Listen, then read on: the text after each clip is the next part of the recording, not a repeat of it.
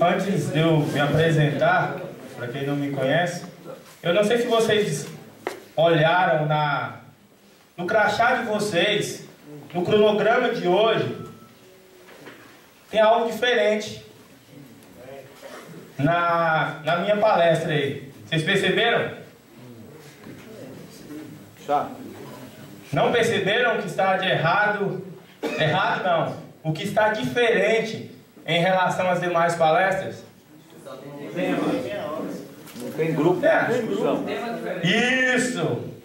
Não há grupo de discussões após a minha palestra.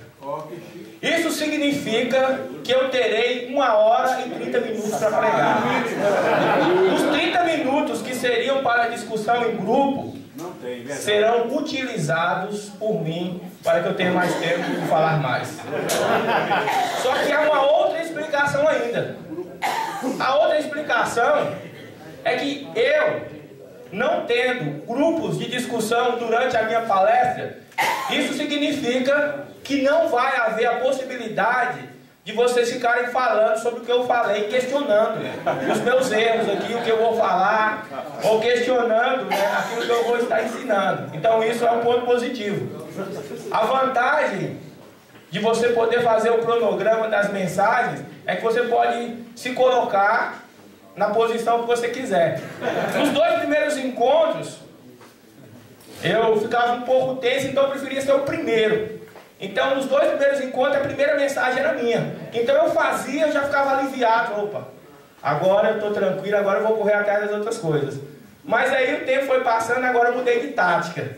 A minha tática agora é a última do dia, para que não haja mais a possibilidade de vocês ficarem discutindo. Brincadeira, só uma descontração. E outra coisa, me apresentando agora, meu nome é Delmiro Nogueira, como ele vai colocar ali, meu assistente que é um pouco lento, mas ele vai receber o cachê dele mesmo assim, vai ser menor um pouco. Mas o que acontece, outra coisa, ainda falta, além de mim, ainda tem mais 2 pregadores, o irmão Alisson e o irmão Richard. Outra coisa, eu não sei se deu para vocês perceberem também, uma diferença entre mim e os demais, é que eu sou o mais bonito deles. Isso é algo também visível. Não precisem falar, não digam amém, não precisa falar amém. Eu até conversei com o irmão ali, o irmão Marcelo, a respeito disso, né? Porque todo mundo que me cumprimenta, eu falo, eu estou bom e bonito. Como um bom mineiro, eu estou bom e bonito. E ele me explicou que na psicanálise tem uma explicação que isso é um tipo de recalque. Você está falando algo que você queria que fosse. Então, aí eu comecei a avaliar e realmente acho que isso é verdade, né? Talvez o que eu queria era ser bonito e eu não sou. Mas graças a Deus que eu fui conquistado pelo amor de Deus, eu fui conquistado por Jesus. E hoje eu me sinto realmente lindo. Quando eu falo que eu estou bom e bonito, não é mentira, não é falsidade. É realmente isso que eu me sinto. Mas não por causa da minha aparência física, mas por causa do sacrifício de Jesus, que redime, que nos livra de todo pecado, que nos torna filhos do Deus Altíssimo. Isso é maravilhoso. Então, agora, falando sério, como eu disse, meu nome é Delmiro, eu trabalho, vai fazer 5 anos agora como evangelista na igreja aqui em Uberlândia, e graças a Deus, Deus tem sido bom, Deus tem me ajudado, Deus tem me fortalecido, cuidado de mim, da minha família. Eu tenho uma esposa, 2 filhos, um de 8 meses, que às vezes tira o sono, mais da minha esposa do que meu, mas está sendo uma bênção, tanto ele como a minha filha mais velha, que tem 5 anos, a Mariana, e glória a Deus por tudo isso. Muitos aqui já me conhecem, e eu estou me esforçando para fazer a vontade de Deus, e é isso que importa no final das contas. Então eu vou orar mais uma vez, para a gente, a partir de agora, começar os meus 90 minutos de mensagem, que estão cronometrados aqui, para que ninguém reclame nem levante plaquinhas para mim. Então, Oremos. Senhor Deus e Pai, em nome de Jesus, te louvamos, porque realmente é um privilégio, Pai. É um privilégio estarmos na Tua santa presença, ouvindo, Deus, aquilo que procede do Senhor, aquilo que vem da Tua palavra, Deus. Então a minha oração, Pai, nessa noite, é para que o Senhor abençoe, Pai. Abençoe esse Teu servo, para que ele venha falar somente aquilo que vem do Senhor, somente aquilo que é da Tua vontade, somente aquilo que vai abençoar, aquilo que vai edificar a Tua igreja, Deus, aquilo que vai tornar o homem, todo homem, perfeito e preparado para toda a boa obra do Senhor, Deus. Que todos os corações aqui nessa noite, Deus, possam estar com um solo fértil, com um solo receptível à mensagem do Senhor, ó Pai. E que essa mensagem, Pai, possa produzir frutos. Frutos esses que glorificam o nome do Senhor. Amém. Tudo que nós oramos e pedimos é em nome do Seu Filho amado. Amém. Amém. Pela minha aula.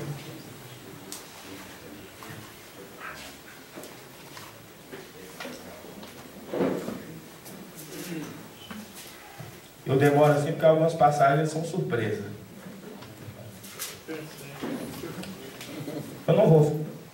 Uma passagem, não precisa abrir não, essa é só uma passagem rápida, mas em 1 Timóteo capítulo 4 diz que, no verso 1, o Espírito diz claramente que nos últimos tempos alguns abandonarão a fé e seguirão espíritos enganadores e doutrinas de demônios.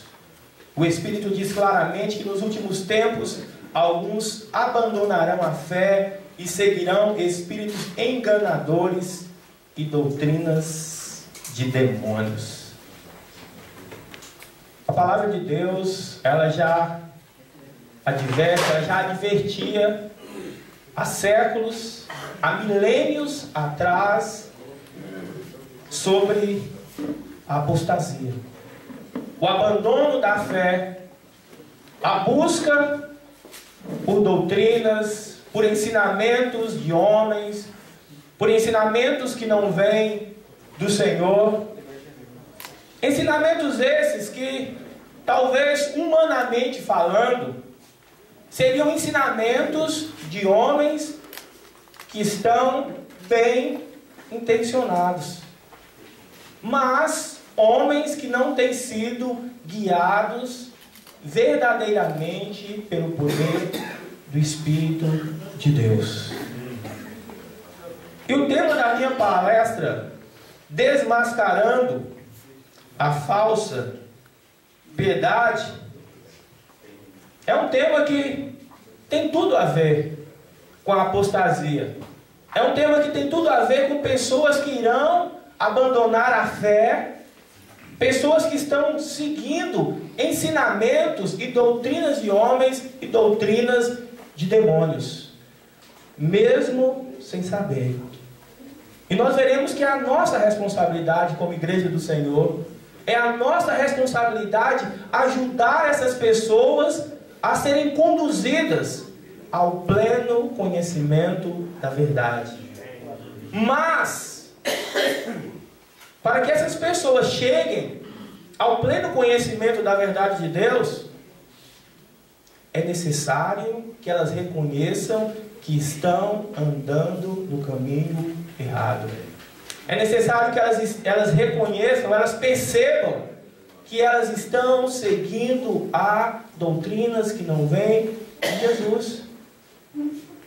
E isso acontece quando elas são expostas ao Evangelho verdadeiro. E esse Evangelho verdadeiro, como eu disse anteriormente, é nossa responsabilidade. Somos nós os embaixadores de Cristo, com a missão de reconciliar as pessoas com Deus. Até mesmo aquelas que já fazem parte de movimentos religiosos, de igrejas evangélicas, de denominações, que nós sabemos que há muitas pessoas nesse meio que têm boa intenção, que estão buscando a Deus de maneira sincera, mas que precisam da nossa ajuda. Eu vou começar pelos meus slides, senão não vai dar tempo. São 22. Então, se eu gastar 3 minutos para cá, não vai dar tempo. Lá no Evangelho de João, no capítulo 16, do verso 1 ao 3, Jesus diz: tendo-lhes dito tudo isso, tenho-lhes dito tudo isso, para que vocês não venham a tropeçar. Vocês serão expulsos das sinagogas. De fato, virá o tempo, quando quem os matar pensará que está prestando culto a Deus. Farão essas coisas porque não conhecem nem o Pai, nem a mim. Virá o tempo quando quem os matar pensará que está prestando culto a mim. Farão essas coisas porque não conhecem nem ao Pai e nem a mim. A palavra piedade, do grego eusebeia, tem o significado de ser piedoso. O substantivo eusebes, devoto, piedoso, piedade, reverência. No texto grego do Novo Testamento, somente dirigida a Deus, indicando um sentimento espontâneo do coração. Traz a ideia de religião, adorar e servir religiosamente. E como eu li aquela primeira passagem, onde Jesus ele instrui, ele fala com os discípulos do que aconteceria posteriormente com eles, que eles seriam perseguidos, que eles receberiam oposição, que muitos, até mesmo matariam vários deles, acreditando que estavam fazendo a vontade de Deus. E como nós vimos a definição de piedade, a piedade justamente é um sentimento espontâneo do coração, onde a pessoa acredita que está fazendo a vontade de Deus. E nós podemos ver na própria Bíblia um exemplo prático, para mim, do maior evangelista, que foi o apóstolo Paulo. Quando você pega Atos, capítulo 26, que é uma das passagens onde ele relembra o momento da sua conversão, ele fala claramente sobre a questão de que ele perseguia a igreja, se opunha aos cristãos, e ele tinha no coração dele convicção que aquela era a vontade de Deus. E tem muitas pessoas que estão fazendo isso. Nós, muitas vezes, podemos correr o risco de estar fazendo isso. E nessa tentativa de ser piedoso, o problema é que o homem ele vai aos extremos. É o chamado efeito pêndulo. E o primeiro ponto que eu vou mostrar é que nesse efeito pêndulo, que o homem muitas vezes alcança, não sei se é essa a palavra, na busca de Deus, é que ele pode ir para um extremo, como o irmão falou muito a respeito disso, de tornar o evangelho, de tornar a busca por Deus algo muito legalista. Era isso que os fariseus faziam. E Jesus, ele teve que confrontar justamente esses homens pela falsa piedade que eles exerciam. Eles acreditavam que estavam buscando a Deus. O irmão citou aqui que os fariseus, eles pegavam a lei de Moisés, realmente aquilo que era inspirado por Deus, pelo Espírito Santo de Deus, aquilo que havia sido falado pelos profetas,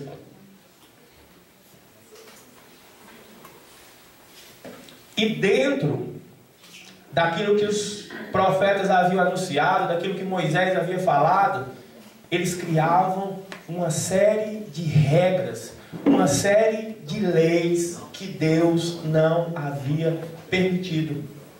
Na tentativa de fazer com que as pessoas não errassem, eles tornavam as pessoas mais transgressoras ainda. Porque um dos objetivos da lei justamente era esse. O objetivo da lei é evidenciar o pecado. Então, se eu crio mais regras, se eu crio mais ensinos que não estão na palavra de Deus, na teoria seria como eu tornando o homem mais pecador ainda. Quanto mais regra tiver, mais transgressores nós seremos. E tudo isso é fruto dessa falsa piedade que era ensinada por esses homens. Jesus olha para Mateus capítulo 23. Mateus 23. Terceira folha dos meus slides.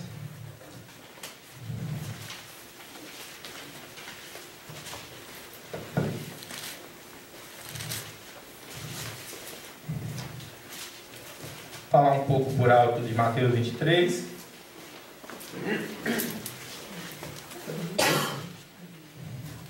A partir do verso 1.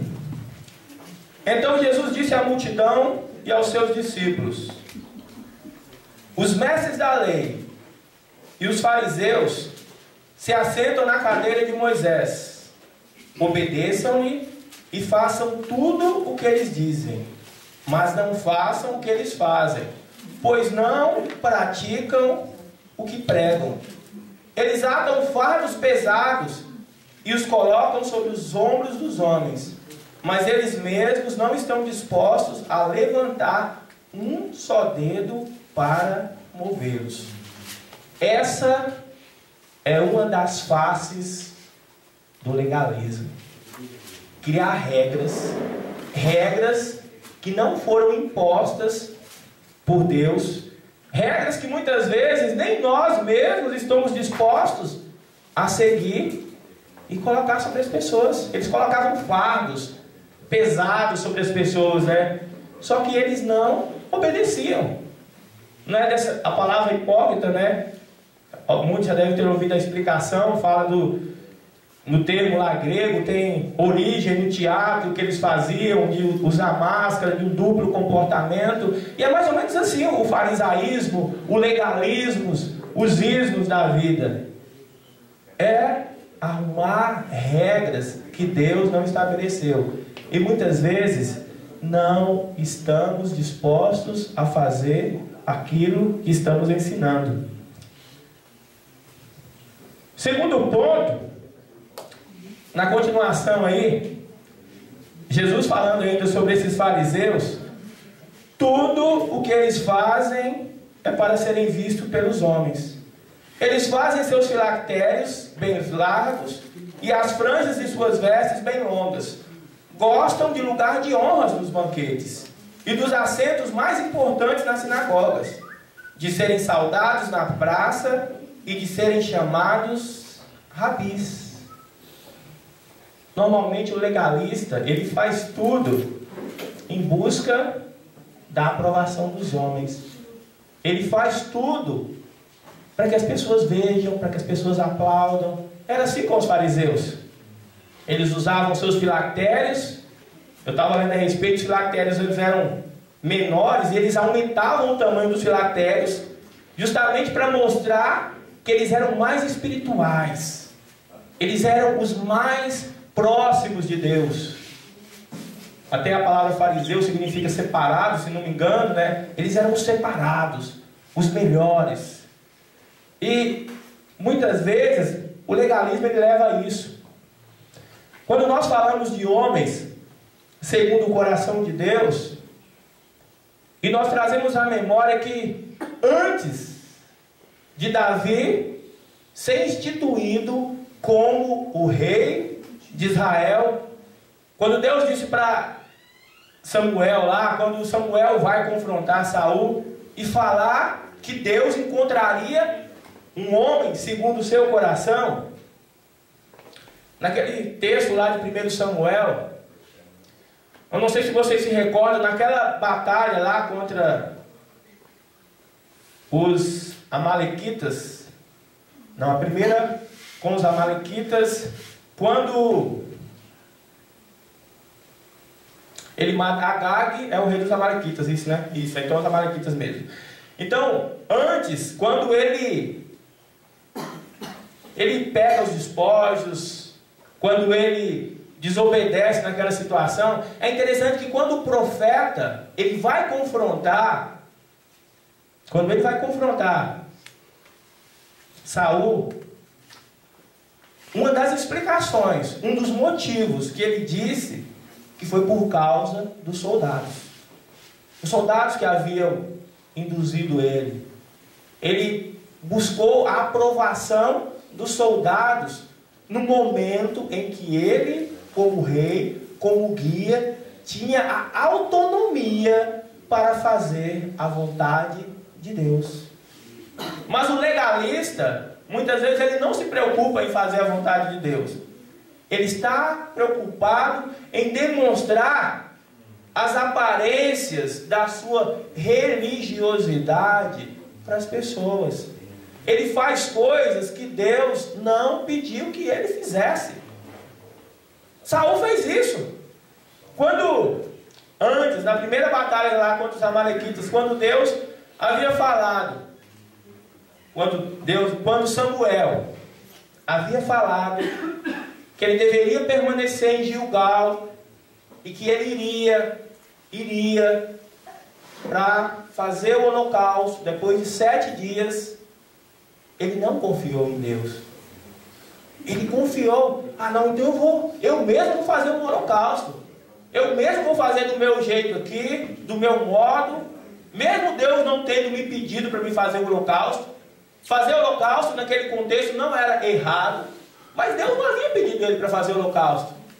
Quem teria de fazer o holocausto seria Samuel. E isso depois. E foi naquele primeiro texto lá, foi naquela primeira situação que Deus fala que havia rejeitado ele.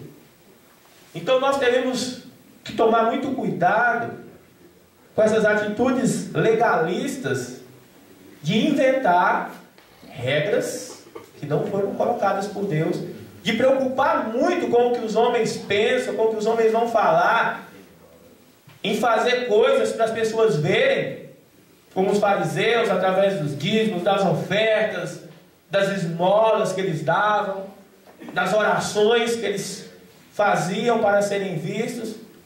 E Deus não aprova. Deus não vê como o homem vê. O homem vê só as aparências. Você pode me ver que, não me veio aqui, pregou, você como ele é espiritual, ele está servindo ali na igreja com dedicação. Mas Deus conhece o meu coração. Por mais que eu quero fazer a vontade de Deus, mas eu também tenho minhas falhas. Eu não sou perfeito, eu tenho erros, mas eu quero fazer a vontade de Deus. Essa que é a diferença. E essa também eu acredito que foi uma das diferenças, um dos divisores de água entre Saul e Davi. Davi cometeu até mais erros, até piores do que os erros de Saul. Porém, a diferença de atitudes, a disposição do coração desses homens era completamente diferente. E talvez, humanamente falando, se eu ou você tivéssemos que julgar entre Saul e Davi, possivelmente eu escolheria Saul. Ou avaliando a vida de ambos, humanamente falando, eu escolheria Saul. Só que Deus não escolheu Saul. Porque Deus ele não viu a aparência. Deus ele viu o coração. E ele foi lá e escolheu justamente um homem segundo o seu coração. E é isso que Deus ele procura nessa noite. E isso é muito importante, irmãos, porque à medida que o tempo passa,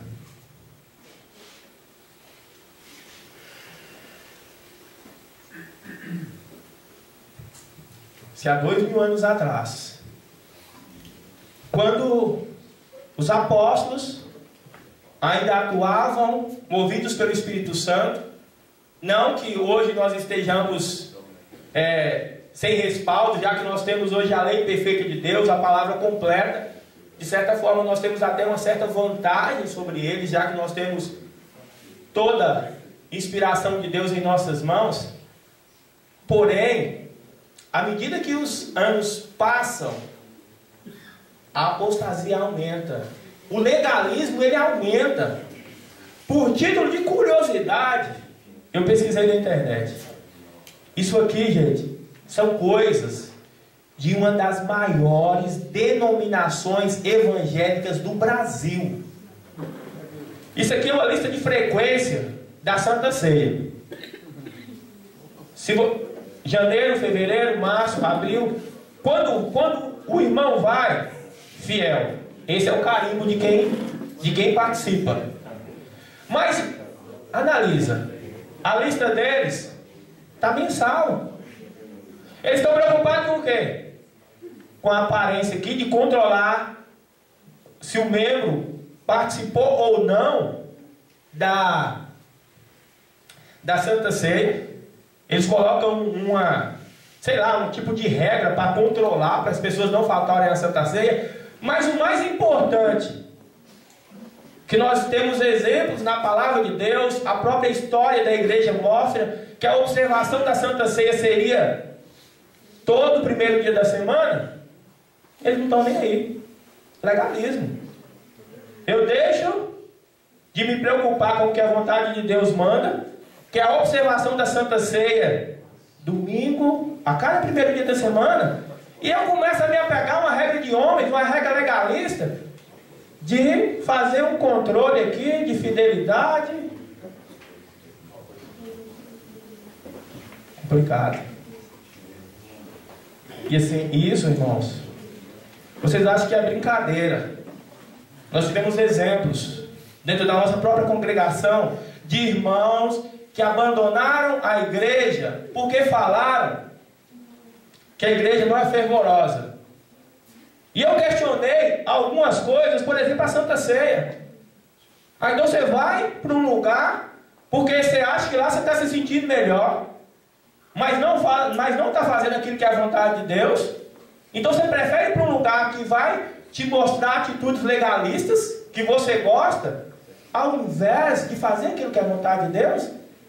Não é isso que está lá? Bem profetizou Isaías acerca de vocês, hipócritas. Esse povo, me honra com os lábios, mas o seu coração está longe de mim. Em vão me adoram. Seus ensinamentos não passam de regras ensinadas por homens. O legalismo, ele leva as pessoas a obedecerem regras de homens. Alguns vão ficar assustados aqui, depois do próximo slide.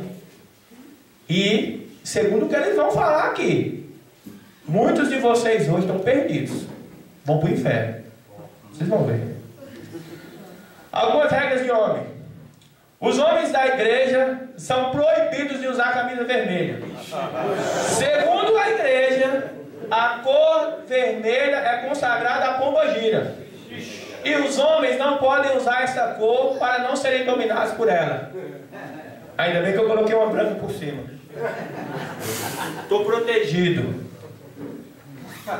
Mas, voltando, segunda regra. Os membros são proibidos de assistir televisão. As mulheres não podem depilar as axilas e nem qualquer outra parte do corpo. Quem não falar em línguas não pode tomar a Santa Ceia, muito menos ser obreiro ou pastor. Os membros são proibidos de tomar banho sem roupa. Essa aqui eu vou dar a explicação. Os membros não podem tomar banho sem roupa. E parece que tem um outro ensinamento que até o sexo tem que ser com roupa. Ainda bem que tem umas crianças ali. Tampa os ouvidos aí, crianças. Porque eles acreditam que se Jesus voltar, você tem que estar preparado. Então você tem que estar vestido, irmãos. Essa que é a doutrina deles. E eu não estou brincando. Isso aqui, gente, é uma das maiores denominações evangélicas do Brasil. Eu não vou citar o nome. Deus é amor. É você que citou o nome. Eu não falei nada, ele está falando aí, ó. Mas todo mundo já sabia. Você tem sorte que o Davi Miranda já faleceu, senão ele ia te chamar de herege. Quem gosta do futebol aí? O futebol pertence a Satanás, por isso é totalmente proibido. Os homens são proibidos de usar bigode ou barba.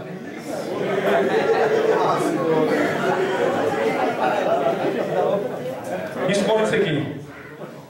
É proibido ornamentar a igreja com flores de plástico. Vamos pegar essas flores e jogar tudo fora. Não estou brincando, gente. É verdade. Isso é o que as pessoas estão vivenciando aí. Lembra do que o irmão falou? Sobre a questão da imagem. Se você colocar a imagem, talvez a pessoa não vai se dobrar dentro da imagem. Mas à medida que o coração da pessoa vai cauterizando, chega um ponto que ela nega a fé e ela começa a aceitar isso aí.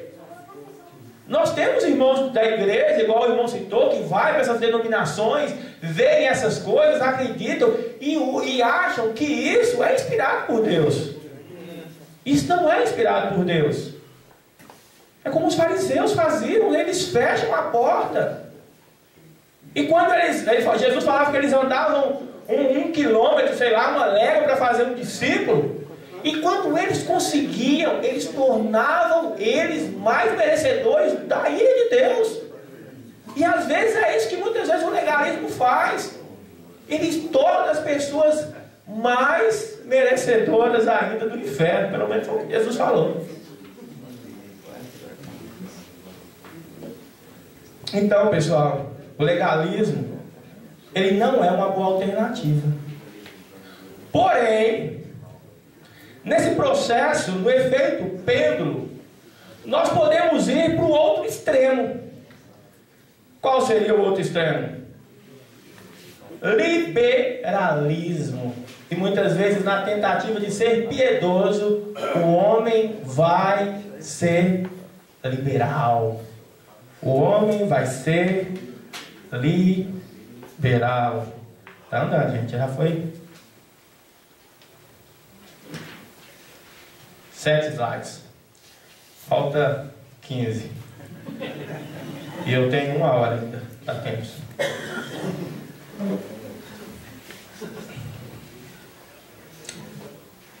Apocalipse 2:20. Carta à igreja em Tiatira. No entanto, contra vocês tenho isto: você tolera Jezabel, aquela mulher que se diz profetiza, com seus ensinos. Ela induz os meus servos à imoralidade sexual e a comerem alimentos sacrificados aos ídolos. No entanto, contra vocês tenho isso: vocês toleram Jezabel, aquela mulher que se diz profetiza, com seus ensinos. Ela induz os meus servos à imoralidade sexual e a comerem alimentos sacrificados aos ídolos. No Antigo Testamento, essa mulher, a Jezabel do Antigo Testamento, a esposa do rei Acabe, esse homem que tinha a responsabilidade de guiar o povo, de conduzir o povo segundo a vontade de Deus, ele é influenciado por sua esposa pagã a oferecer holocaustos a ídolos, a adorar ídolos pagãos. E quem leu a história lá em 1 Reis, sabe do final, do desfecho, do que aconteceu na vida desse homem por causa da permissividade dele com relação a sua esposa Jezabel. E na carta à igreja em Tiatira, em Apocalipse, muitos acreditam que esse nome Jezabel seria mais um nome fictício, já que um judeu em sã consciência não usaria esse nome para uma filha, mas isso não vem ao caso. Mas o que acontece é que havia uma mulher na igreja, uma profetisa, e essa mulher, ela estava induzindo a igreja com seus ensinos esses que levavam à imoralidade sexual e a comerem alimentos sacrificados aos ídolos. Era o que estava acontecendo naquela igreja. Estava havendo uma certa permissividade por parte da igreja com relação ao pecado, com relação a práticas e condutas que não eram condizentes com a vontade de Deus. Muitas vezes nós não somos legalistas, mas nós nos tornamos liberais demais. Nós começamos a permitir que determinadas coisas, determinados comportamentos penetrem na igreja, e muitas vezes nós não fazemos nada para corrigir. Nós devemos corrigir as pessoas em verdade e em amor. Nós precisamos corrigir a apostasia que muitas vezes quer entrar na igreja.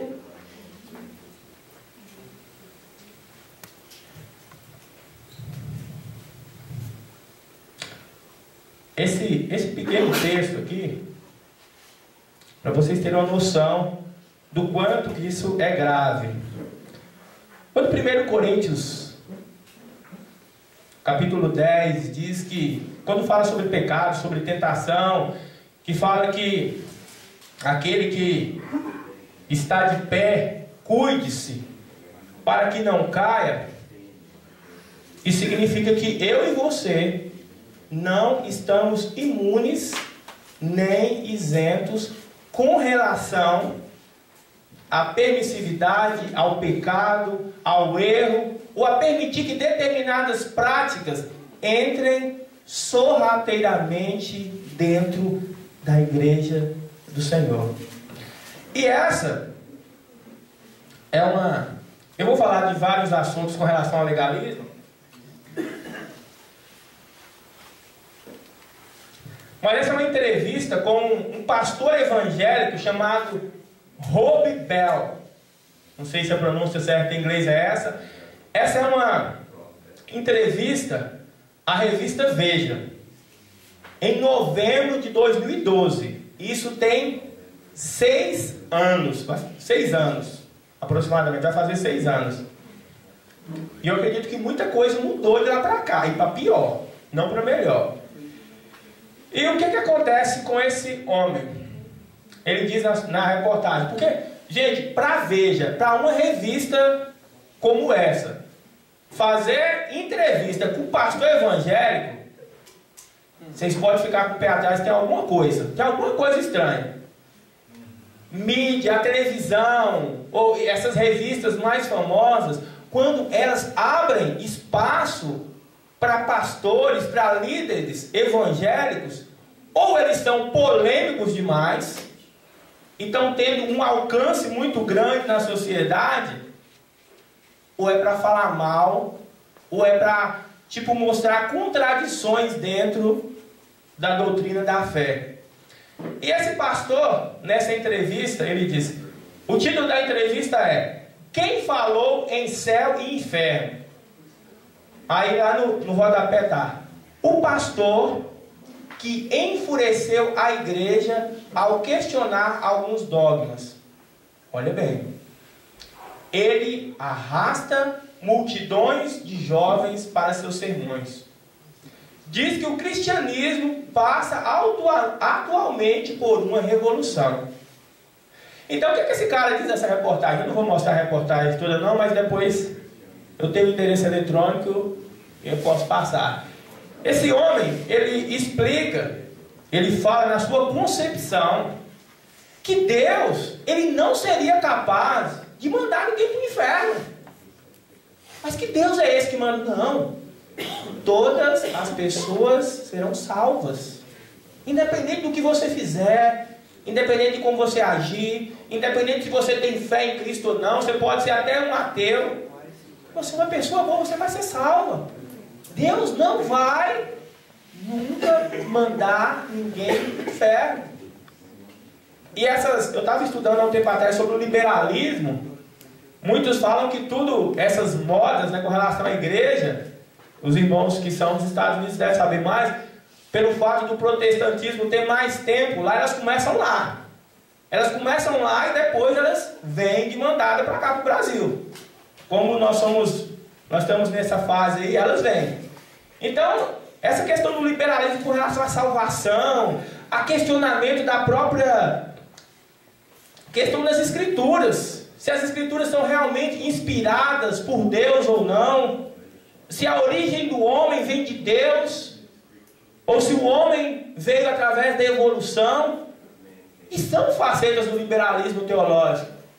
Muitos de nossos jovens estão lidando com isso hoje, nas universidades, e temos exemplos de jovens que abandonam a fé por causa dessa liberalidade. E às vezes acontece que igrejas hoje já estão sendo permissivas para darem essa maleabilidade para que as pessoas possam, não, você não acredita que a Bíblia é a vontade de Deus soberana? Não tem problema, você continua sendo crente, você continua fazendo parte da igreja. Eles não tentam desconstruir esse pensamento que muitas vezes é colocado dentro das universidades, da escola, e pensamentos esses que até muitas igrejas já estão aceitando. Isso é um pastor evangélico. Eu não estou querendo comparar nenhum de vocês com algum pastor evangélico, denominacional. Eu não estou dizendo isso. Eu só estou falando que todos nós estamos sujeitos a cair. Se nós não vigiarmos, se nós não lutarmos pela fé verdadeira, nós estaremos desenvolvendo uma falsa piedade essa que não agrada a Deus. A igreja vai ter que batalhar. Assuntos como homossexualismo, vez ou outra você vai ver as enquetes. Casal de pastores evangélicos se casam. Liberalismo.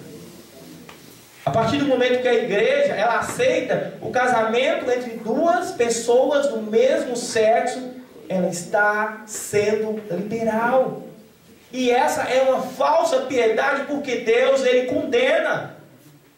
Ela pode ir lá, ela pode adorar a Deus, ela pode ouvir sermões, ela pode pregar, ela pode fazer o que ela quiser. Mas se ela aceita uma prática que Deus está falando claramente na sua palavra que é errada, ela está exercendo uma falsa piedade. Ela precisa se converter ao Senhor. Eu nem vou falar sobre aborto. Essa semana no Brasil estava sendo votado no Congresso, né, a questão da permissividade ou não do aborto. Eu não vi muito a respeito, mas durante a semana parece que eles reprovaram, né, no Senado. A Câmara dos Deputados aprovou, mas o Senado reprovou. Feminismo, né? O boom. Pastoras evangélicas, bispas, apóstolas, são facetas do feminismo. Facetas do feminismo. Liberalismo. Liberação para práticas dentro da igreja que Deus não permitiu. A mulher não deve exercer autoridade sobre o homem.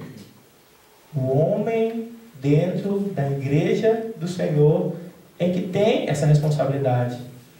Isso não torna a mulher inferior. Pelo contrário, cada um tem seu papel no corpo, cada membro tem sua função e todos são indispensáveis. Seja homem, seja mulher, seja grego, bárbaro, cita, judeu. Deus não faz acepção por causa do que você faz. Deus não vê como o homem vê. Deus vê o coração. E Ele estabeleceu na sua plena sabedoria que haviam coisas que eram responsabilidade do homem e há questões que são pertinentes à mulher. Cada um dentro da sua finalidade, dentro do seu propósito criado por Deus. Existência de Deus. Todas essas são facetas do liberalismo. E são coisas que nós teremos que lidar. A igreja tem que estar preparada para lidar com essas coisas. Eu estava lendo a respeito do material, eu não me recordei, mas é um material da Ed Chloe. E ele fala que a próxima geração, ela está sempre próxima da apostasia. A próxima geração, ela está próxima, bem próxima de abandonar o caminho do Senhor. Mas ele vai dizer que isso depende de como nós estamos conduzindo essa geração. Como nós estamos fazendo para ensinar, para transmitir, para inculcar nos jovens, nas crianças, a palavra de Deus, para que elas não saiam, para que elas não estejam indo nem para o liberalismo, nem para o legalismo, mas que elas cheguem realmente àquilo que é a vontade de Deus. Ambos são prejudiciais. O legalismo, ele é prejudicial à saúde espiritual da igreja. O liberalismo também é prejudicial à saúde da igreja. Será que existe uma solução para tudo isso? Vou beber até uma água. –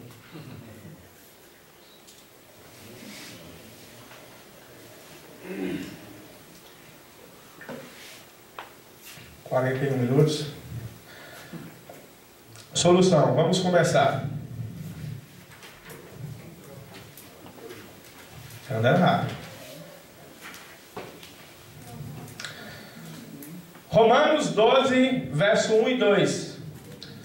Portanto, irmãos, rogo-lhes pelas misericórdias de Deus, que se ofereçam em sacrifício vivo, santo e agradável a Deus. Este é o culto racional de vocês. Não se amoldem ao padrão deste mundo, mas transformem-se pela renovação da sua mente, para que sejam capazes de experimentar e comprovar a boa, agradável e perfeita vontade de Deus. Portanto, irmãos, rogo-lhes pela misericórdia de Deus, que se ofereçam em sacrifício vivo, santo e agradável a Deus. E este é o culto racional de vocês. Não se amoldem ao padrão deste mundo, mas transformem-se pela renovação da sua mente, para que sejam capazes de experimentar e comprovar a boa, agradável e perfeita vontade de Deus. O ponto é que nós precisamos renovar nossa mente. E renovar nossa mente na vontade de Deus. Tem um exemplo que eles usam muito da questão do computador, né? Às vezes o computador está com vírus, e esse computador, quando ele está com vírus, isso vai afetar o funcionamento da máquina, né? Do HD, desses esquemas aí. Eu não entendo nada de informática, mas eu estou usando exemplo aqui. E às vezes o que vai fazer? Vai ter que formatar. E formatar o computador, muitas vezes, é você apagar toda a memória, tudo aquilo que tinha, e colocar, instalar os programas para o bom funcionamento. E o que nós precisamos também, nesse processo, é renovar nossa mente. Apagar todo o legalismo, todos esses ensinamentos de homens que muitas vezes nós aprendemos e achamos que é a vontade inspirada de Deus. É apagar da nossa mente o liberalismo, o padrão do mundo. O mundo, ele quer impor a vontade do maligno. O mundo, ele vai impor muitos ensinos, muitas coisas como corretas, que a palavra de Deus soberana, ela mostra que é errado. Então, se Deus mostra que determinadas coisas são erradas, nós não podemos falar que elas são certas. Nós não podemos deixar que o liberalismo ele entre dentro da igreja do Senhor. Outro ponto, Tiago vai dizer lá no capítulo 1, verso 25: mas o homem que observa atentamente a lei perfeita, que traz a liberdade, e persevera na prática dessa lei, não se esquecendo do que ouviu, mas praticando, será feliz em tudo o que ele fizer. Mas o homem que observa atentamente a lei perfeita que traz liberdade. lei perfeita que traz liberdade. A lei perfeita de Deus, a palavra perfeita também no grego, teleios, né? Ela dá a ideia de algo completo, de algo perfeito, de algo que não falta nada. Então, essa lei perfeita de Deus, ela vai trazer a liberdade. Ela vai nos libertar do legalismo. A lei perfeita de Deus, ela nos liberta dos ensinos de homens, porque ela vai mostrar a verdade de Deus. E a lei perfeita também, ela nos liberta do pecado, porque ela apresenta a vontade de Deus soberana sobre nossas vidas. E é isso que nós necessitamos. Não necessitamos de novas revelações, não necessitamos de novos ensinos, porque lá em 1 Pedro, capítulo 1, verso 3 diz: seu divino poder nos deu tudo o que necessitamos para a vida e para a piedade, por meio do pleno conhecimento daquele que nos chamou para a sua própria glória e virtude. ênfase no tudo. Seu divino poder nos deu tudo o que necessitamos para a vida e para a piedade, por meio do pleno conhecimento daquele que nos chamou para a sua própria glória e virtude. Tudo que você precisa, tudo que eu necessito para a vida e para a piedade, está registrado aqui na Bíblia. A lei perfeita de Deus, ela está disponível. Ela está disponível para mim e para você. Quando eu disse que nós temos uma vantagem sobre a igreja primitiva, no sentido de que, quando tinha algum problema na igreja, como aconteceu na igreja da Galácia, os problemas com os judaizantes, com o legalismo que eles queriam impor sobre a circuncisão, o que necessitava? O apóstolo Paulo, inspirado pelo Espírito Santo, escreve a carta, envia para a igreja, a carta é lida para a igreja, para que eles tivessem conhecimento da verdade. Quando o apóstolo João escreve Apocalipse lá, através do sonho, daquela revelação que Deus dá a ele, e essa carta também circula entre as igrejas da Ásia, também isso levou um tempo para chegar. E hoje, você, eu, nós temos a lei perfeita de Deus. O perfeito, lá de 1 Coríntios capítulo 13, ele já veio, ele está aqui, ó, a vontade de Deus, a palavra de Deus, o Logos, ele está aqui. Nós temos ele, e Deus, ele nos deu essa missão. É a missão da igreja hoje, lutar contra essas coisas, desmascarar, como eu disse, a falsa piedade. Quando eu falo desmascarar a falsa piedade, eu estou falando isso com vocês, eu não estou falando isso num termo arrogante, de querer chegar para os incrédulos, para as pessoas que são de denominações, e querer empurrar a goela abaixo aquilo que você acredita, aquilo que nós cremos. Mas eu estou falando de nós buscarmos estratégias e meios para aproximar essas pessoas da verdade. Os irmãos do Brasil aqui, tem muitas congregações, eu tive a oportunidade de acompanhar lá em Campinas, o Alan, lá em Caldas Novas eu tive com o Marcelo também lá, acompanhando a Escola da Bíblia. E a Escola da Bíblia, por exemplo, eu estou citando a Escola da Bíblia como um exemplo, é uma ferramenta maravilhosa de Deus para alcançar pessoas que estão perdidas, pessoas que estão dentro de denominações evangélicas, seguindo atitudes legalistas, seguindo atitudes muitas vezes liberais, sem saber. E essas pessoas, Deus, Ele não vai descer aqui para avisar essas pessoas que estão lá dentro dessa igreja que eles estão errados, não. Você lembra de Cornélio? Quando Cornélio teve a visão, o anjo, ele não pregou o evangelho para Cornélio. O que ele disse com Cornélio? Vai aonde? Vai a Pedro. Era a responsabilidade de quem? Pedro.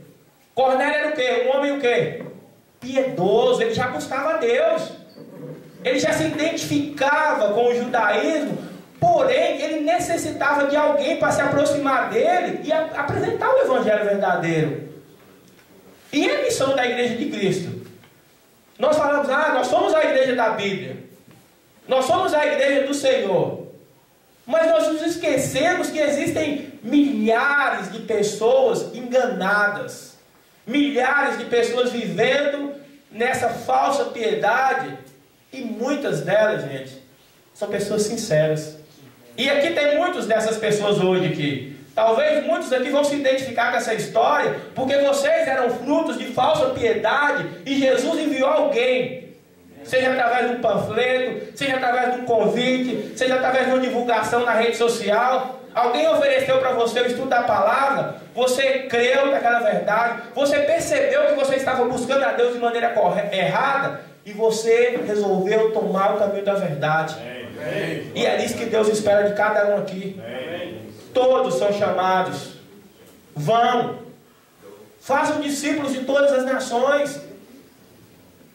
A responsabilidade de fazer discípulos não é dos evangelistas, não é dos pastores, dos mestres.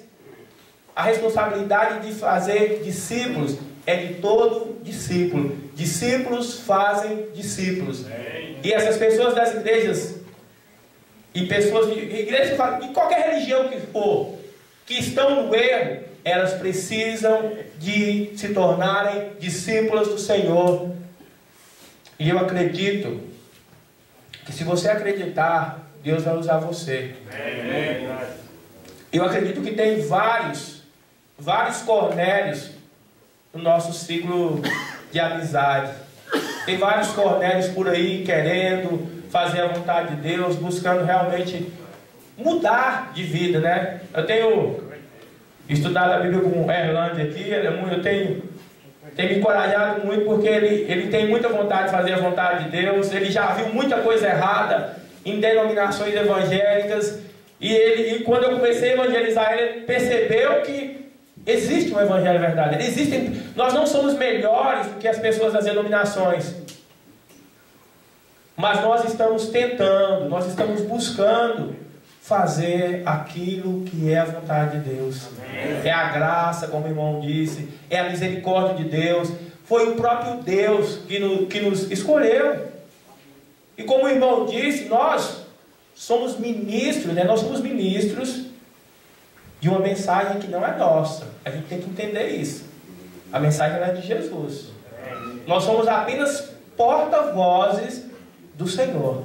Então, como porta-voz, como um arauto do reino, nós temos que transmitir essa mensagem de maneira íntegra, de maneira plena, de maneira que a mensagem, como diz lá em Hebreus, a palavra de Deus, ela é viva, ela é poderosa, ela é eficaz, mais afiada que espada de 2 gumes. Ela está apta para discernir pensamentos e intenções do coração. Eu acho que a pior coisa que tem, e eu vejo que é uma coisa que isso tem se perdido entre nós. Isso é uma crítica que eu faço, mas uma crítica construtiva, no sentido de que da gente acreditar nisso. De acreditar realmente que a palavra de Deus ela tem poder para transformar a vida dessas pessoas. Porque às vezes nós não cremos. Não, eu não vou convidar um amigo para fazer um estudo bíblico. Eu não vou pregar, eu não vou falar isso, porque elas não vão crer.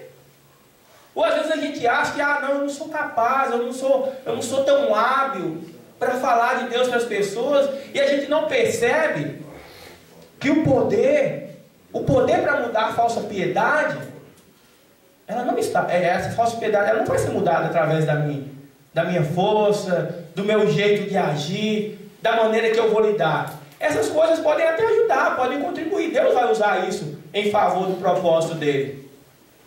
Mas o poder está na palavra de Deus. O Evangelho, Paulo diz, eu não me envergonho do Evangelho, porque é o poder de Deus para a salvação. Vamos crer, irmãos, vamos crer que o Evangelho é o poder de Deus para a salvação.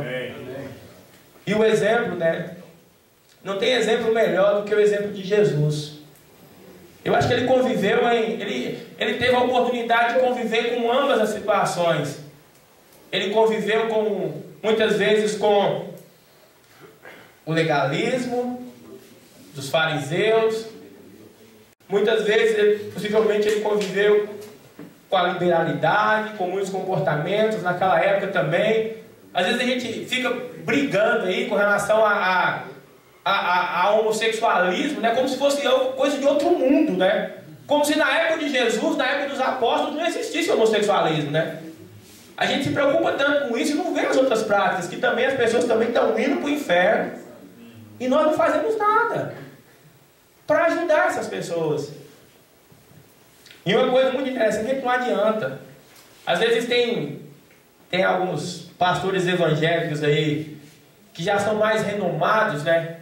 Eles gostam de polêmica e descem a lei, não resolvem nada.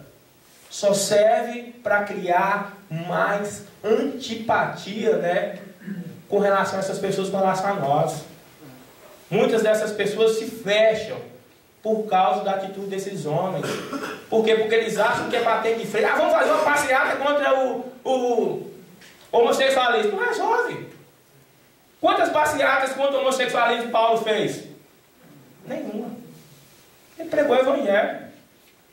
Quantas passeatas? Ou quantas?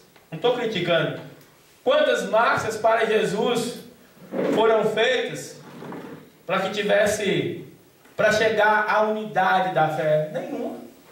Isso não resolve. O que resolve é pregar o evangelho. E cada um tem que fazer a sua parte.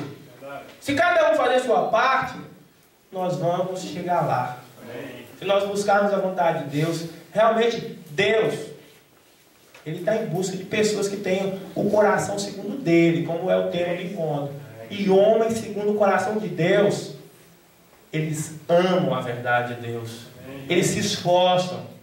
Como diz no Salmo capítulo 1, eles têm prazer na lei perfeita de Deus.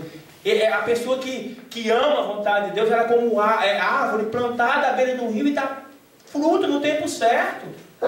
Se você ama a vontade de Deus, se você ensina a vontade de Deus, vai chegar um momento que o seu trabalho vai frutificar. É isso que eu creio. Às vezes há momentos no trabalho, a gente que trabalha de evangelista, às vezes você batalha, e às vezes não há aquele número de conversões que você espera que houvesse.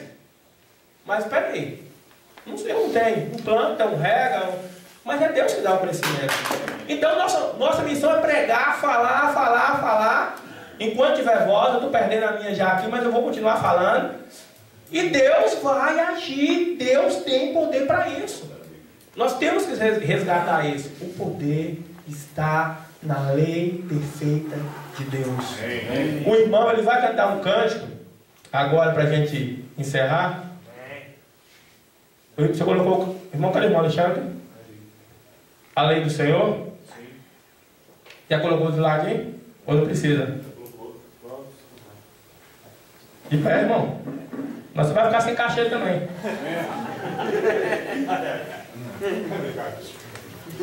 Depois a gente olha para encerrar.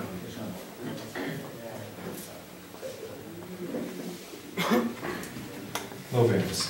A lei do Senhor é perfeita e restaura a alma.